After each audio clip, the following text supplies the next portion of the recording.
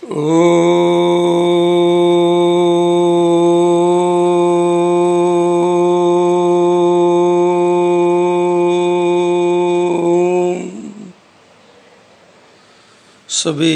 श्रोता बहन भाइयों को मैं नमन करता हूँ।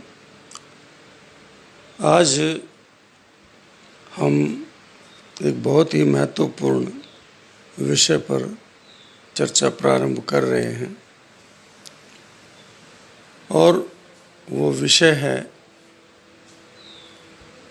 कर्मफल व्यवस्था। कर्मफल व्यवस्था को हम आने वाले दिनों में ठीक प्रकार से समझने का प्रयत्न करेंगे। तो इसकी भूमिका के रूप में हम विचार करेंगे। परमात्मा के 5 मुख्य काम हम जानते हैं: सृष्टि की उत्पत्ति, सृष्टि का पालन पोषण, सृष्टि का संहार, जीवों को उनके कर्मानुसार न्यायपूर्वक फल देना, न न्यून न अधिक, और 5वां सृष्टि के आदि में सभी जीवों के लिए, प्राणी मनुष्य के लिए जो आवश्यक ज्ञान है उसको वेद के माध्यम से मनुष्य के कल्याण के लिए देना। तो ये वेद का ज्ञान देना सृष्टि के आदि में, ये ईश्वर का 5वां काम। और इन कामों में परमपिता परमात्मा किसी की भी सहायता नहीं लेता, तो इसी की वजह से उसको सर्वशक्तिमान कहा। अब यहाँ विचार करें कि परमात्मा यदि सृष्टि ना बनाए तो जो बाकी के 4 काम हैं उनको करने की आवश्यकता होगी क्या? जब सृष्टि बनाएंगे नहीं ईश्वर, तो उसका फिर पालन पोषण क्या, फिर उसका संहार क्या? क्योंकि उसमें जो शरीर धारण किए हुए जो प्राणी हैं, जिनको भोग के लिए संसार बनाया जाता है, वो कर्म क्या करेंगे और उन कर्मों का फिर फल क्या? और फिर वेदों का ज्ञान किसको देंगे? तो इसीलिए यहाँ पर यदि हम विचार करें तो जो चौथा कर्म है, जीवों को उनके कर्मानुसार न न्यून न अधिक, अर्थात न्यायपूर्वक फल देना, ये बहुत महत्वपूर्ण हो जाता है। क्योंकि इसी से मनुष्य को, इसी से जीव को भिन्न भिन्न शरीर और भिन्न भिन्न भोग प्राप्त होते हैं, और उसी की व्यवस्था ईश्वर सृष्टि के माध्यम से करता है। अन्य कार्य भी इसी कारण से होते हैं, ईश्वर करता है। तो अब इस बात को समझने के लिए कि परमात्मा ने जीव को कर्म करने के लिए स्वतंत्र रखा, लेकिन उसका फल अपने अधिकार में रखा। अर्थात जीव कर्म करने में तो स्वतंत्र है, परंतु फल पाने में परतंत्र है।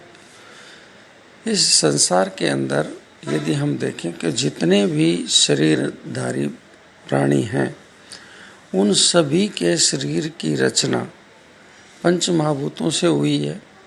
पृथ्वी, जल, आकाश, अग्नि, वायु, इन 5 स्थूल भूतों से सभी के शरीरों का निर्माण हुआ है। तो अब जब सभी का रॉ मटेरियल बनाने का, शरीरों को बनाने का रॉ मटेरियल एक है, तो उसका अंतर जो है औरों में क्यों हो जाता है? रॉ मटेरियल सेम है तो शरीर की रचना, शरीर का प्रकार सब एक जैसा होना चाहिए, परंतु यह जो विषमता नज़र आती है, यह भी उनके ही कारण, उनके जीवात्मा के कर्मों के कारण से ही है। तो जीवात्मा के कर्मों के कारण से जो विषमताएं नज़र आती हैं, अर्थात एक ही जाति में भी शरीरों में अंतर है और शरीर के अवयवों में अंतर है। मनुष्य ने सुकर्म करके मनुष्य का जन्म तो प्राप्त कर लिया, परंतु उसमें देखने में आता है कि कोई व्यक्ति तो बहुत ही बुद्धिमान होता है, वो तो बहुत ही बुद्धिमान होता है, और कोई कई बार समझाने के बाद भी कोई बात उसको समझ में आती नहीं है।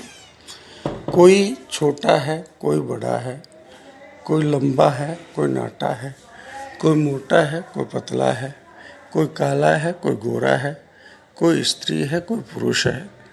तो ये जो विषमताएं नज़र आ रही हैं, ये विषमताएं क्यों हैं? ये सारी विषमताएं मनुष्यों के, जीवों के कर्मों के आधार पर हैं। कर्म क्योंकि भिन्न भिन्न, तो उनका फल भिन्न भिन्न। जिस व्यक्ति को जिसने कर्म किए हैं, उसके कर्मों की क्वालिटी के आधार पर ही उसको जाति में शरीर आदि, माता पिता आदि, भोग आदि सब उसके आधार पर ही प्राप्त होते हैं। तो हम इस बात को समझने के लिए कि ये फिर परमात्मा इन सब को अलग अलग शरीर या अलग अलग ये क्यों देता है? सब भोग और सब फल तो एक ही जाति देकर भी कर सकता है। तो कई बार क्या होता है कि एक जो ईश्वर ने वेदों में ज्ञान दिया, तो उसको कोई जानने का यदि प्रयत्न नहीं करे, उनको पढ़ता ही नहीं है, उनको समझता ही नहीं है, या फिर वेदों के संदेश को कोई विद्वान कोई अपने प्रवचनों के माध्यम से, अर्थात पुस्तकों शास्त्रों के माध्यम से जीवों को समझाना चाहे, तो वो उनको सुनते नहीं, जानने का प्रयत्न नहीं करते, जाने भी तो आचरण में नहीं लाते। तो परमात्मा ने जो जिन दुष्कर्मों, जिन जिन बुरी चीज़ों का अभ्यास व्यक्ति जीवन में करता है, उसको ऐसे शरीर से युक्त करता है जिसमें वो उस क्रिया का अभ्यास नहीं कर सकता।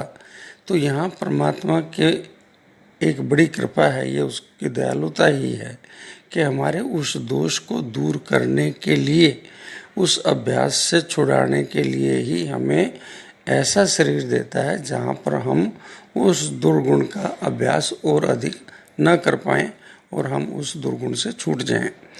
तो ये परमात्मा की दया है हम पर। तो इस प्रकार से हमें ये समझना चाहिए कि जितने भी ये विषमताएं हैं, शरीरों की हैं, जातियों की हैं, आयु की हैं, भोगों की हैं, ये जितनी भी विषमताएं हैं, ये हमारे अपनी कमाई हुई हैं, हमारे अपने कारणों से हैं। तो इनका जो भी परमात्मा व्यवस्था करता है, ये हमारी भलाई के लिए ही व्यवस्था करता है। ये सारी जातियाँ, ये सारी योनियाँ, ये सारे भोगों में विषमताएं, ये शरीर के बनावटों में विषमताएं, ये सारे के सारे हमारे सुधार गृह हैं, हमारे सुधार के स्थान हैं जो परमात्मा हमें उपलब्ध कराता है। तो अब आगे हम जब इस बात पर विचार करते हैं तो एक बहुत महत्वपूर्ण प्रश्न पैदा हो जाता है कि फिर ये कर्म क्या है। तो इन कर्मों को समझने के लिए और इनके फल को समझने के लिए कुछ महत्वपूर्ण बातों को समझना आवश्यक है, जिनको आज हम देख लेते हैं, बाकी इनके ऊपर चर्चा आगे करेंगे। पहली बात कि कर्म का कोई न कोई कर्ता होता है, कर्ता के बिना कर्म नहीं होता। तो कर्ता कौन होता है? जिस कर्म का फल मिलने वाला है, विपाक मिलने वाला है, उस कर्म को करने वाले को कर्ता कहते हैं। तो कर्म के लिए एक कर्ता की आवश्यकता है। दूसरा, हम उसका फल कौन दे सकता है, किसको अधिकार है उस कर्म का फल देने का? कर्म का फल वो दे सकता है जो निष्पक्ष है, बुद्धिमान है और बलवान है।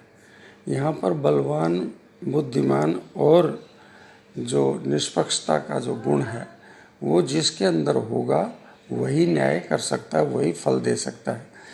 हम लौकिक जगत में देखते हैं कि ये जज आदि इनको जो बल निर्णय करने का ये सरकार दे देती है, इनको निष्पक्षता चलो व्यवहार से वो अपना कर भी लें, पालन कर भी लें, लेकिन उनके अंदर जो बुद्धिमत्ता है वो कहाँ से आई?